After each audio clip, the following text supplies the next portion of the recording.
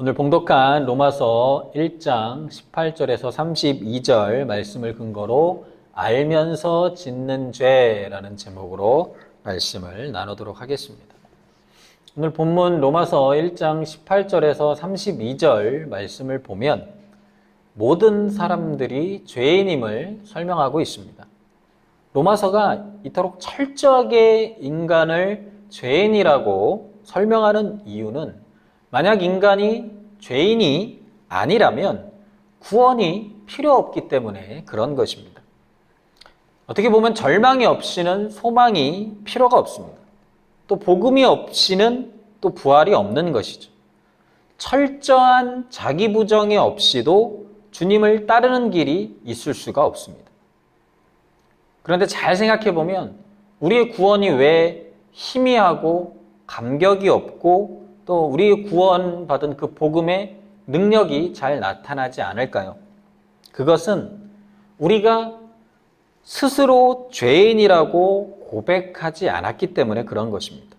나 자신의 죄를 주님의 은혜 안에서 주님의 십자가 보혈로서 철저하게 규명하지 않았기 때문에 그런 것입니다.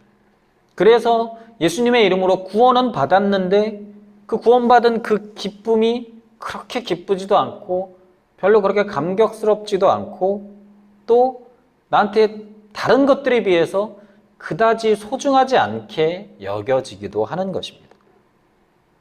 즉 내가 알면서도 짓고 있는 그 죄, 그런 자기 죄에 대한 철저한 깨달음과 예수의 보혈을 의지해서 그 철저한 죄를 해결하지 않으면, 그런 경험이 없으면 그 복음이 얼마나 나에게 소중한 것인가를 깨닫지 못하게 된다는 것입니다. 오늘 본문 18절을 보면 하나님의 진노가 불의로 진리를 막는 사람들의 모든 경건하지 않음과 불의에 대하여 하늘로부터 나타나나니 이렇게 기록하고 있습니다. 모든 사람이 죄를 지었기 때문에 하나님의 진노 아래 있습니다. 그래서 철저한 하나님의 심판과 진노를 겪게 되었다라는 것이죠. 그래서 일종의 그 로마서의 전체의 서론의 그 형식을 띠고 있는 본문 구절입니다. 우리는 예수님의 그 보혈로서 그 예수님의 보혈의 권능으로 그 예수님의 그 복음으로 말미암아서 이러한 진노 중에서 구원받은 사람들입니다. 너무나도 감사할 일인 것이죠. 사실 우리들은 그 하나님의 진노와 심판과는 상관이 없습니다. 왜냐하면 우리는 복음을 받아들였기 때문에 그 복음 안에는 하나님의 의가 나타나기 때문에 그런 것이죠. 그런데 우리처럼 하나님을 온전히 믿고 예수 그리스도의 보혈로서 복음으로 의롭게 되지 않은 아직도 그 죄의 문제를 해결받지 못한 사람은 하나님의 진노 아래에 있을 수밖에 없는 것입니다. 죄는 용서받기 전까지는 절대로 없어지지 않습니다. 아무리 숨긴다고 숨겨도 숨겨지지 않는 것이죠. 그리고 세월이 지난다고 없어집니까? 절대로 없어지지 않습니다. 이 세상 속에서 짓는 죄는 공소시효라는 것이 있지만 우리가 짓는 죄는 하나님 앞에는 공소시효가 없는 것이죠. 하나님의 진노는 우리가 온전히 예수님의 보혈로 그거를 죄를 해결하지 않으면 점점 쌓여가는 것입니다. 하나님이 잊어버린 것 같아도 절대로 잊어버리지 않고 그 죄는 없어지지 않는 것이죠. 말씀드린 대로 예수 그리스도의 그 보배로운 피로 그 죄를 씻지 않는 한 그 죄는 그대로 남아있는 것입니다.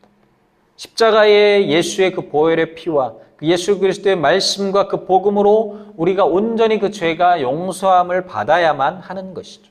그렇게 죄를 회개하고 예수님의 그 보혈로 죄를 용서받지 않고서는 없어지지 않고 그대로 계속 쌓여만 간다라는 사실을 우리는 잊지 말아야 할 것입니다. 이것이 하나님의 진노라는 것입니다. 그 하나님의 진노가 경건치 않음과 모든 불의에 대하여 하늘로부터 나타나고 있다라고 오늘 본문은 말하고 있습니다. 심판이 분명히 있다라는 것이죠. 이 심판을 막을 수 있는 분은 오직 한 분 예수 그리스도밖에 없습니다. 시편 90편 8절에서 9절 말씀을 보면 주께서 우리의 죄악을 주의 앞에 놓으시며 우리의 은밀한 죄를 주의 얼굴빛 가운데에 두셨사오니 우리의 모든 날이 주의 분노 중에 지나가며 우리의 평생이 순식간에 다하였나이다. 오직 예수 그리스도로만 우리는 그 심판을 벗어날 수 있게 되는 것이죠. 근데 이러한 하나님의 진노를 가져오게 하는 그 불의로 진리를 막는 사람들이 그럼 누군가 우리들이 분명히 먼저 그것을 알아야 하는데 오늘 바울은 그러한 사람에 대해서 두 가지로 설명을 하고 있습니다. 첫째는 경건치 않음, 즉 불경건하다라는 것과 둘째는 불의한 사람이라고 얘기하고 있는 것이죠. 경건치 않은 그 사람에 대해서는 18절부터 23절까지 그 내용을 설명하고 있고 또 불의한 것에 대해서는 24절부터 32절까지 기록되어져 있습니다. 그러니까 이걸 다른 말로 표현하면 본질적인 죄, 그러니까 불경건한, 경건하지 않은 불경건한 사람들은 그 본질적인 죄에 대한 부분들로 하나님의 진노 아래 놓여져 있는 것이고 또 불의한 사람들은 도덕적이고 윤리적인 죄로서 그 하나님의 진노 아래 놓여져 있게 됐다라는 얘기를 이렇게 분리할 수 있는 것이죠. 사람들이 살아가는 그 삶을 자세히 살펴보면 마음은 진리를 원하는 것을 누구나 알 수 있습니다. 그런데 마음은 진리를 원하는데 지켜보면 악을 선택하고 자꾸만 부정적으로 바뀌는 모습을 보일 때가 있습니다. 그리고 자꾸만 다른 이들을 비판하려고 하고 비난하려고 합니다. 그리고 좋은 게 있으면 내가 다 독점하고 나만 꼭 잡고 놓치고 싶지 않아 하고 또 그것을 내가 누리면서 다른 이들을 지배하고 싶은 그러한 생각들을 가지게 됩니다. 그러한 것들을 누가 가르쳐 주지도 않았는데 원래부터 그런 죄에 대한 성향과 경향을 사람들이 갖고 있게 되었다는 것이죠. 불경건하다라는 것은 그 안에 하나님이 없다라는 것을 의미합니다. 이런 사람은 하나님을 자기 마음속에 두기를 싫어하는 사람입니다. 그래서 그 하나님의 존재를 인정하려고 하지 않습니다. 하나님과 내 인생이 관계를 맺는 것을 완벽하게 거부하는 것이죠. 그래서 하나님을 경외하지 못하는 것입니다. 경건이라는 것은 하나님을 존경하고 또 하나님만 생각하면서 날마다 그 거룩한 것을 생각하고 하나님을 경외하는 마음인데 불경건은 그와는 정반대의 모습이라는 것이죠. 그게 바로 큰 죄라는 것입니다. 하나님을 내 마음속에 모셔드리려고 하지 않는 것. 그렇게 하나님 앞에 경배와 찬양과 찬송과 영광을 돌리지 않고 내 뜻대로 세상이 말하는 대로 따라가려는 것. 그게 바로 죄라는 것입니다. 그러한 죄가 본질적인 죄이고 영적인 죄이고 원죄인 것입니다. 하나님을 내 인생과 연관시키려 하지 않고 하나님이 내 인생에 간섭하지 못하게 하는 것. 그게 바로 불경건한 것입니다. 내 인생에 하나님이 주인이 되시면, 그래서 하나님이 내 삶에 계시면 그 삶은 질서가 잡히는 삶이 됩니다.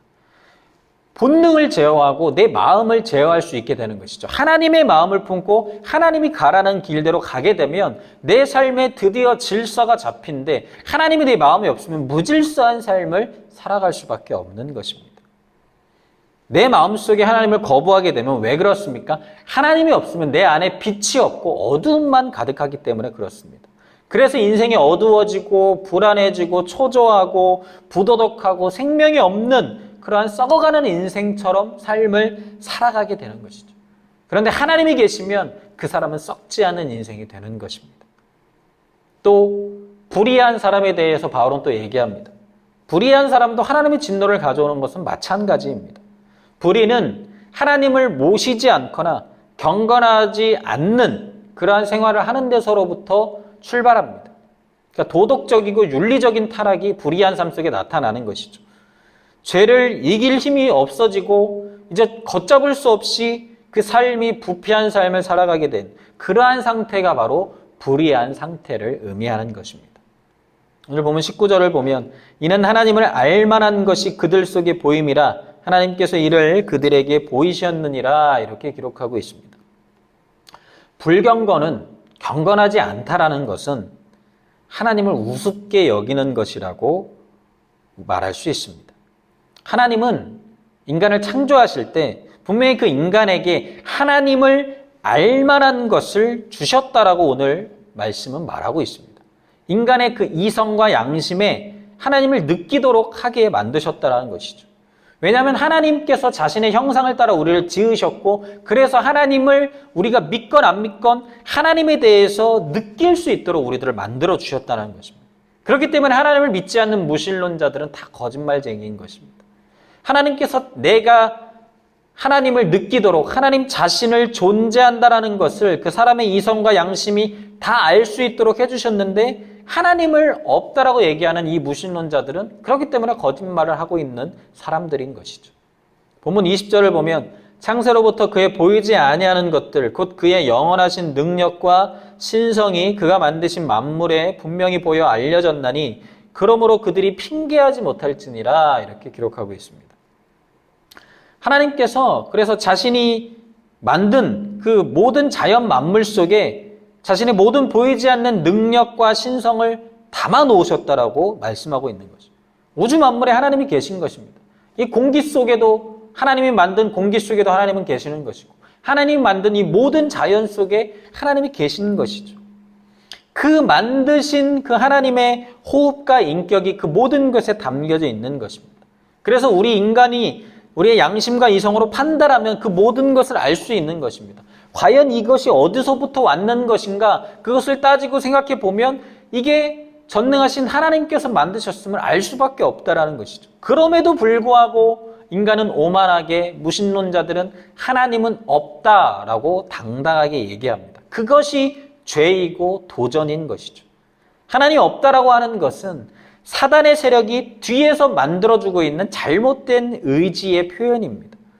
이에 대해서 오늘 본문은 어느 누구도 핑계댈 수 없다라고 말하고 있습니다.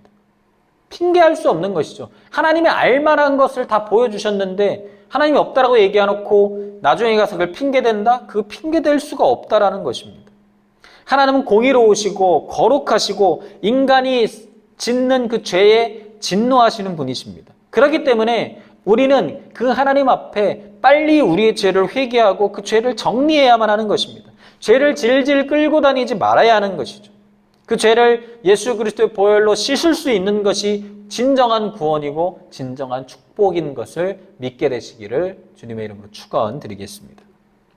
본문 21절과 22절을 보면 하나님을 알되 하나님을 영화롭게도 아니하며 감사하지도 아니하고 오히려 그 생각이 허망하여지며 미련한 마음이 어두워졌나니 스스로 지혜 있다 하나 어리석게 되어 이렇게 기록하고 있습니다. 하나님을 마음속에 두기 싫어하는 데서 오는 그 결과를 말하고 있는 것이에요. 하나님이 없으면 일단 무엇이 없습니까? 감사가 없습니다. 하나님이 없는 사람들, 세상 사람들을 잘 살펴보십시오. 아무리 좋은 집에 살고 좋은 차를 타고 아무리 돈이 많아도 감사하지 않습니다. 왜 그렇습니까? 내가 없는 것, 내가 없는데 다른 사람이 갖고 있는 것, 그것을 바라보니까 그것과 비교하다 보니까 나에게 있는 것에 대한 감사가 없는 것입니다. 그런데 하나님이 계시면 내게 있는 것으로 족한 그 은혜에 감사하게 되는 것이죠. 하나님이 없으면 그렇기 때문에 감사가 없습니다. 그렇기 때문에 하나님을 영화롭게도 할 수 없는 것이죠. 마음이 허망해지고 미련해지고 점점 어두워지게 되는 것이죠. 어떠한 기준 없이 내가 지혜다, 내가 가지고 있는 돈이 진리다, 내가 가지고 있는 명예와 권력이 진리다, 그것이 지혜로운 삶이다, 그렇게 따라 나아가는 것처럼 너무나도 어리석은 삶을 세상의 방식대로만 쫓아 나아가는 삶을 살아갑니다. 왜 그렇습니까? 그 안에 그 사람의 마음속에 하나님이 계시지 않기 때문에 그렇습니다. 오늘 보면 23절을 보면 썩어지지 아니하는 하나님의 영광을 썩어질 사람과 새와 짐승과 기어다니는 동물 모양의 우상으로 바꾸었느니라 이렇게 기록하고 있습니다. 하나님이 없으면 감사가 없습니다. 그런데 하나님이 없으면 또 무엇이 없냐면 하나님을 영화롭게도 못하는데 하나님이 없으면 그 자리에 무언가를 대체하려고 한다는 것이에요. 그래서 썩어질 인간이 대신하기도 하고 또 썩어질 동물이 그 자리를 대신하기도 합니다. 쉽게 말하면 우상 숭배를 하게 된다는 것입니다. 우상 숭배는 하나님이 없는 삶을 살아가고 있는 그 인간의 본질적인 삶의 모습을 표현하고 있는 것입니다. 하나님은 다시 말씀드리지만 하나님 없이 인간은 살 수 없습니다. 그래서 하나님 없이 살아가는 인간은 그렇기 때문에 그 자리에 어떠한 인간이라든지 동물이라든지 여러 가지 물건이라든지 여러 가지 다른 것들, 우상들을 세워놓고 살아가게 되는 것이죠. 무언가는 의지해야만 하는 우리는 연약한 존재이기 때문에 그렇습니다. 그렇게 죄에는, 그러한 죄들 속에는 그래서 하나님의 진노가 나타날 수밖에 없는 것이죠. 그런데 반대로 그 하나님의 복음에는 하나님의 의가 나타나게 됩니다. 하나님을 믿는 사람에게는 반대로 영생이 있고 용서가 있고 사랑이 있고 화해가 있고 진노가 사라지고 심판이 사라지게 되고 영원한 생명이 약속되어져 있는 것입니다. 예수 그리스도만이 우리에게 그러한 소망을 허락해 주시는 분임을 기억하고 오직 그 하나님만을 우리의 마음에 새기고 그렇게 날마다 주님만 따라가는 그 하나님만을 기준 삼고 하나님만을 섬기며 나아가는 저와 여러분들 되시기를 주님의 이름으로 축원드리겠습니다. 은혜라는 것은 하나님이 나를 붙잡고 계셔서 그 안에서 내가 존재하는 것, 그게 바로 은혜입니다. 그런데 은혜의 반대는 뭐라고 표현할 수 있냐면 하나님의 포기라고 말할 수 있습니다. 그래, 네 마음대로 네가 뭐 원하는 대로 한번 멋대로 살아봐라. 왜냐하면 하나님은 우리에게 결정할 수 있는 자유의지를 주셨습니다. 그렇기 때문에 하나님의 은혜 안에 있는 사람은 하나님의 은혜 안에서 내 은혜가 족합니다. 하나님 저를 붙잡아 주시니 감사합니다. 이렇게 고백하는데 하나님의 은혜를 벗어난 사람은 하나님으로부터 포기를 당하게 됩니다. 그래, 네가 원하는 대로 네 마음대로 살아라. 하나님의 간섭이 사랑이라면 하나님의 포기가 바로 심판이라는 것이죠. 하나님의 은혜의 그 보호막이 사라지게 되면 그게 바로 저주이고 심판의 삶이 되는 것입니다. 그렇게 모든 불신자들에게, 불경건한 사람들에게 나타나는 것이 바로 그 하나님의 포기, 그것이 바로 하나님의 심판이자 진노라는 것을 우리들은 기억해야 하는 것입니다. 본문 24절에서 25절을 보면 그러므로 하나님께서 그들을 마음의 정욕대로 더러움에 내버려 두사 그들의 몸을 서로 욕되게 하게 하셨으니 이는 그들이 하나님의 진리를 거짓 것으로 바꾸어 피조물을 조물주보다 더 경배하고 섬김이라. 주는 곧 영원히 찬송할 이시로다. 아멘. 하나님께서 우리 인간에게 아무리 말씀하셔도 우리가 듣지 않으면 내가 순종하지 않으면 내가 원하는 대로 그래 네가 정욕대로 네 본능대로 네 마음대로 살라고 결국엔 하나님이 포기하실 수밖에 없습니다. 그게 바로 진노라는 것인 것이죠. 24절에 몸을 서로 욕되게 한다 이 말은 자신의 본능대로 산다라는 것입니다. 그냥 느끼는 대로 feel대로 사는 것, feel대로 사는 것을 좋아하는 사람들이 많습니다. 왜? feel 느끼면서 사는 게 뭐가 어때서? 하나님 없이 그냥 본능대로 느낌대로 사는 것, 그것이 한마디로 말하면 동물처럼 사는 것입니다. 그 결과 몸을 욕되게 하는 것이죠. 또한 하나님의 진리를 거짓되게 하는 것은 거짓말이 판을 치고 뇌물이 막 오가면서 막 권모술수가 판치는 그러한 안 좋은 사회로 만들게끔 그렇게 점점 악영향을 끼치게 됩니다. 그리고 피조물을 조물주보다 더 경배하고 섬기는 모습이 나타나는데 그게 바로 돈과 권력이 그 사람들을 집어삼키는 것이라고 말할 수 있고 그러한 돈과 권력을 경배하고 섬기는 사회가 되는 것을 말하는 것입니다. 요즘 사람들이 한국에서 자주 사용하는 농담이 있습니다. 조물주보다 높은 것이 건물주다. 네, 한국에서 건물을 갖고 있는 것이 너무나도 그 부자의 상징이 건물을 갖고 있는 거다. 그래서 한국에서 믿지 않는 사람들이 농담처럼 아주 쉽게 조물주보다 건물주라고 방송에서조차 그런 예능에서 막 그런 자막이 나오고 그렇게 얘기를 합니다. 농담이지만 뼈가 들어있는 말인 것이죠. 부유한 돈과 풍요가 보장된 사회가 진짜 축복의 사회다. 권력과 명예로운 삶이 이제는 하나님보다 더 우선순위로 여겨지는 그러한 사회가 진짜 복된 사회고 축복인 사회다. 그렇게 사단이 잘못된 정보를 입력하고 있는 것입니다. 그러한 삶이 바로 하나님의 심판이 있게 되는 삶이 되는 것이죠. 오늘 26절과 27절을 보면 이 때문에 하나님께서 그들을 부끄러운 욕심에 내버려 두셨으니 곧 그들의 여자들도 순리대로 쓸 것을 바꾸어 영리로 쓰며 그와 같이 남자들도 순리대로 여자 쓰기를 버리고 서로 향하여 음욕이 부릴 듯하며 남자가 남자와 더불어 부끄러운 일을 행하여 그들의 그릇됨에 상당한 보응을 그들 자신이 받았느니라. 인간이 자신의 정욕대로 그 하나님의 포기 속에서 네 마음대로 살아라. 그 마음 속에서 자신 멋대로 본능에 충실해서 세상의 기준대로 살아가다 보면 그것이 점점 자신의 몸을 더럽히는 본능과 쾌락 중심의 사회가 되어버리게 되고 또 거짓이 판치는 사회로 또 점점 변하면서 물질 중심의 사회, 돈이면 다 되고 권력이면 다 되는 사회로 변하게 되고 마지막으로 성적으로도 타락한 사회가 되고 맙니다. 오늘 여인들이 순리대로 쓸 것을 바꾸어 영리로 쓴다라고 본문은 말합니다. 이 말은 남녀가 아름다운 가정을 이루고 아름다운 그 관계를 맺는 그러한 관계가 아니라 여자가 여자끼리 순리대로가 아닌 영리로 여자가 여자끼리 사랑을 나누고 남자가 남자끼리 사랑을 나누는 그러한 동성연애와 동성혼인을 자행하고 있는 것을 뜻하는 말입니다. 동성연애는, 동성혼인은 하나님의 저주를 받게 되는 행위라는 것을 우리는 분명히 기억해야 됩니다. 왜 그렇습니까? 하나님이 정한 아름다운 가정을 파괴하는 행동이기 때문에 그렇습니다. 인간이 상상할 수 있는 가장 모든 더러운 것들을 다 동원해서 하는 이러한 행위들 속에서 당연히 하나님의 진노와 하나님의 심판이 올 수밖에 없는 것이죠. 우리는 소돔과 고모라의 심판을 기억하고 있습니다. 그러한 성적인 타락과 문란한 그러한 모습들, 쾌락이 만연한 그런 중독의 사회, 그러한 모든 죄악의 사회, 그러한 삶 속에서는 하나님의 심판과 진노가 있을 수밖에 없다라는 것이죠. 그렇기 때문에 우리들은 우리의 가정을 회파하고 파괴하려고 그 계획을 앞세우는 그 사단의 공격 앞에서 바로 설 수 있도록 날마다 성령을 의지해서 주의 말씀과 기도로 날마다 바로 서 있어야 할 것입니다. 오늘 28절을 보면 또한 그들이 마음에 하나님 두기를 싫어하매 하나님께서 그들을 그 상실한 마음대로 내버려 두사 합당하지 못한 일을 하게 하셨으니 이렇게 기록하고 있습니다.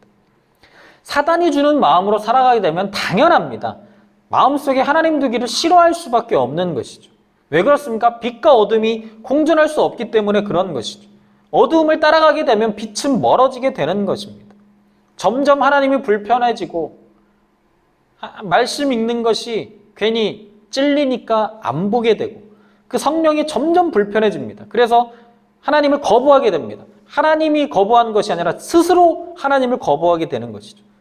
그게 저주고 심판이고 파멸인 것이죠. 우리가 주의 말씀을 앞에서 멀어지고 그 성령과 멀어지고 하나님과 멀어지면 우리의 삶에 진정한 축복과 은혜는 온전히 사라지게 되는 것입니다.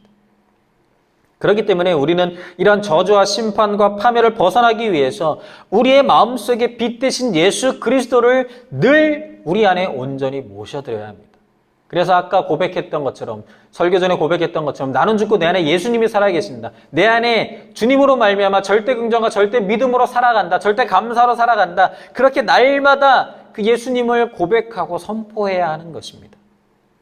그래서 우리의 영혼이 잘되게 하시고 범사가 잘되게 하시고 강건케 되게 하시는 그 성령 하나님께서 우리에게 치료의 광선을 바라게 해주시고 보내주셔서 그 주의 보혈로 우리의 모든 죄악을 말끔히 씻어주시고 용서해 주시고 긍휼을 베풀어 주시는 그 은혜 안에 거하게 될 때 우리는 하나님과 날마다 동행하는 삶을 살아갈 수 있게 될 것입니다.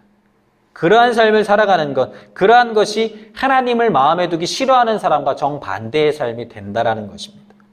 오늘 본문 29절을 보면 하나님을 거부한 인간들에게서 나오는 죄악들이 쭉 나열되어져 있습니다.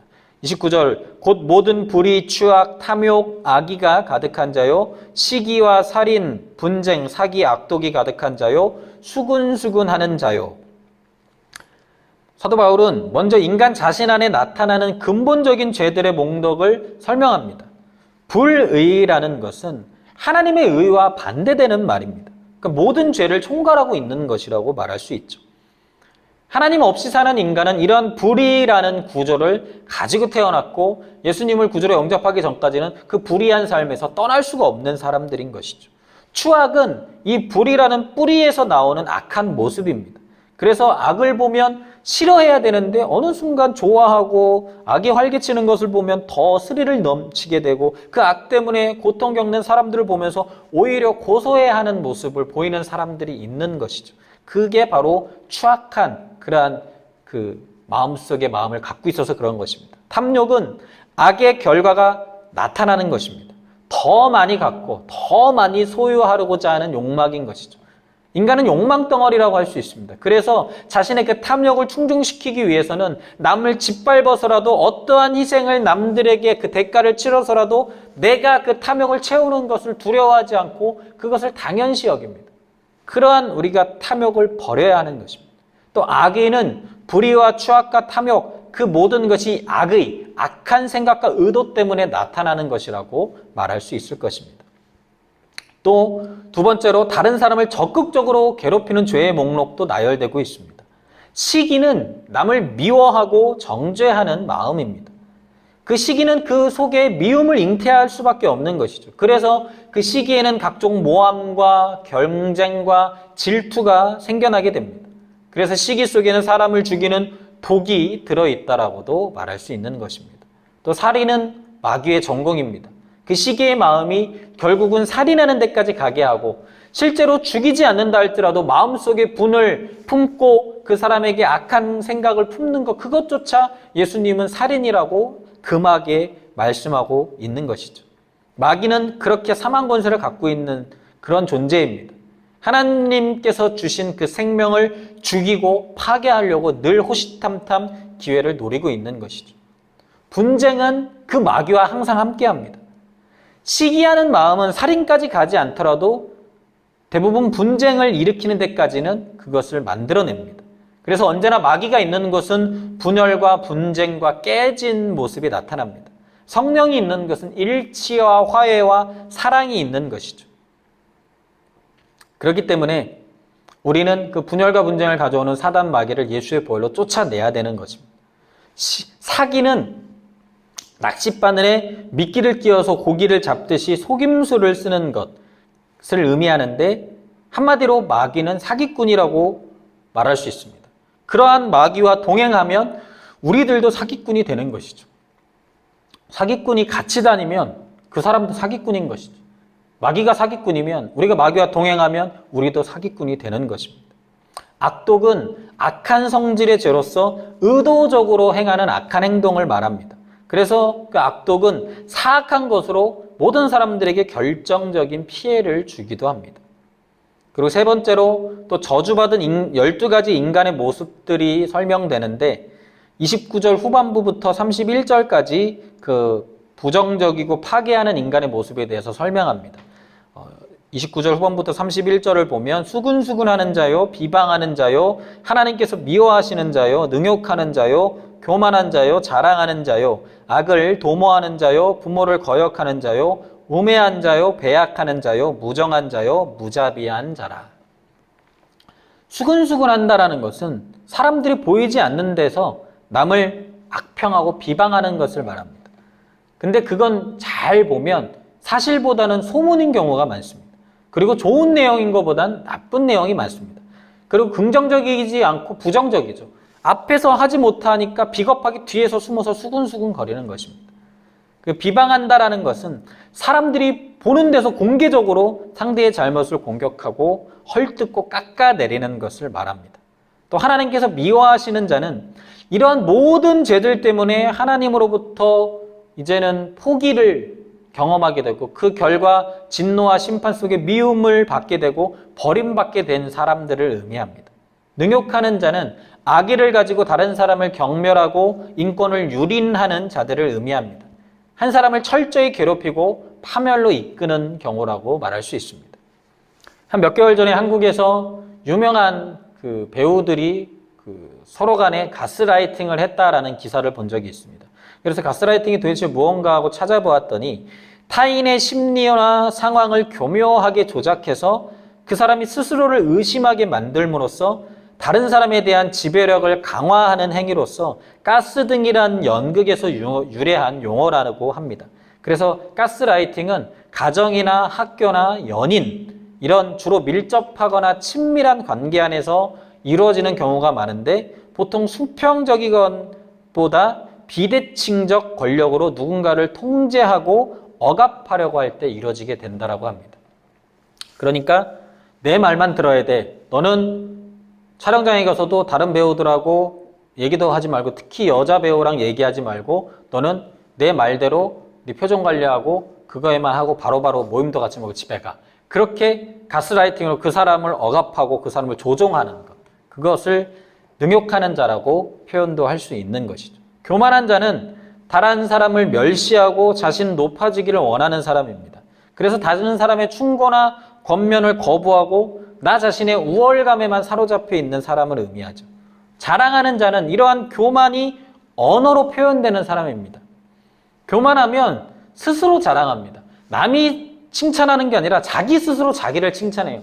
자기 자신을 너무나 사랑해서 내가 중요하고 모든 우주의 중심은 나로부터 돌아간다. 이렇게 생각하는 사람. 그렇게 나만 중요하고 내가 모든 것의 중심이 되어야만 직성이 풀리는 사람을 의미하는 것이죠. 악을 도모하는 자는 스스로 악할 뿐만 아니라 또 다른 사람들과도 그 악을 도모하는 그러한 사람입니다. 악은 전염성이 있기 때문에 악은 공범자들을 꼭 찾게끔 합니다. 그래서 한 가지 악으로 만족하지 못하고 또 다른 악을 만들어내는 것이죠. 부모를 거역한 자는 배은만덕한 자라고 말할 수 있습니다.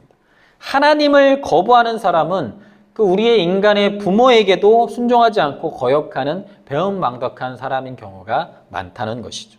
우매한 사람은 어리석기 때문에 하나님을 거부하고 하나님을 멸시합니다. 하나님을 상실하면 그 사람은 우둔하게 되어서 판단력이 사라질 수밖에 없는 것이죠. 배약하는 자는 약속을 쉽게 깨트리는 사람을 의미합니다. 약속을 지키지 않는 사람이죠. 무정한 자는 감정이 지워진 그리고 기계 같은 사람을 의미하는데 우리가 앞으로 살아갈 세상들이 점점 이와 같이 정이 없어지고 그렇게 감정 없는 기계와 같은 세상으로 변화되어 갈 것입니다. 무자비한 자는 하나님의 긍휼을 상실한 자이죠. 용서하지 못합니다. 냉혈동물과도 같이 절대 자비와 긍휼을 베풀지 않습니다. 점점 이 세상 사회가 그렇게 되는 것이죠. 인간의 내면과 그 삶의 그 감정을 기본적으로 잃어버리고 상실한 삶을 살아가게끔 만드는 그 사단의 계책이라는 것입니다. 오늘 본문 32절을 보면 그들이 이 같은 일을 행하는 자는 사형에 해당한다고 하나님께서 정하심을 알고도 자기들만 행할 뿐 아니라 또한 그런 일을 행하는 자들을 옳다 하느니라 이렇게 기록하고 있습니다. 앞서 언급한 그 죄를 지은 사람들은 사형에 해당된다라고 본문이 말하고 있습니다.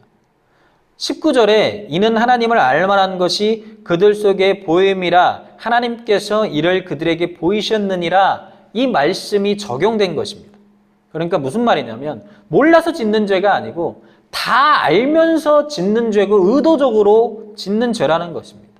이러한 죄들은 마귀로부터 오는 것이기 때문에 궁극적으로 하나님께서 사형에 해당하는 죄로 정했다는 것입니다. 그리고 더 안 좋은 모습은 무엇이냐면 알고도 행할 뿐만 아니라 그런 일을 행하는 사람들을 옹호하기까지 한다는 것이에요. 그런 것들을 죄를 짓고 있는 사람들을 괜찮아 그래도 돼 이렇게 옹호하고 지지하기까지 한다는 것이죠. 이건 의도적인 반역이고 하나님에 대한 완벽한 도전이라 이러한 자들은 하나님의 심판과 진노를 벗어날 수가 없다라는 것입니다. 오늘 로마서 1장 18절에서 32절은 경건하지 않은 불경건과 불의한 사람이 하나님의 진노를 받게 됨을 표현하고 있습니다. 이것을 한마디로 말하면 이러한 모든 죄에 대한 권면을 다 듣고 나서도 여전히 그러한 알면서도 짓는 죄의 길에서 벗어나지 않고 그대로 머물 것인가? 이런 질문을 진지하게 던지는 것이라고 요약할 수 있습니다. 본문을 통해서 우리의 삶을 돌아보고 아직도 내가 알면서 짓는 죄에 머물러 있다라면 두렵고 떨리는 심정으로 주님 앞에 주의 보혈을 의지하고 회개하고 하나님 앞에 나아와서 그 주님의 보혈의 공로로 십자가 앞에 겸손히 나아가야 합니다. 그리고 또한 아직도 예수님을 알지 못하고 세상의 만족과 유익을 위해서 세상의 우상 숭배 가운데 그 세상의 쾌락에 빠져있는 사람들이 있다면 그들에게 주의 복음을 전함으로 인하여 그들도 불경건함과 불의에서 벗어나서 하나님의 진노와 심판에서 벗어나서 하나님을 온전히 예수 그리스도를 믿음으로 말미암아 복음으로부터 하나님께 의롭다함을 칭함받는 자로 변화된 삶을 살 수 있도록 그들에게 복음을 전해야 할 것입니다. 그렇게 날마다 불경건과 불의에서 벗어날 수 있는 유일한 길은 이처럼 복음으로 의롭게 되는 것이기에 그렇게 날마다 주님만을 바라보는 믿음으로 살아가는 저와 여러분들 되시기를 주님의 이름으로 축원드리겠습니다. 기도하십시오.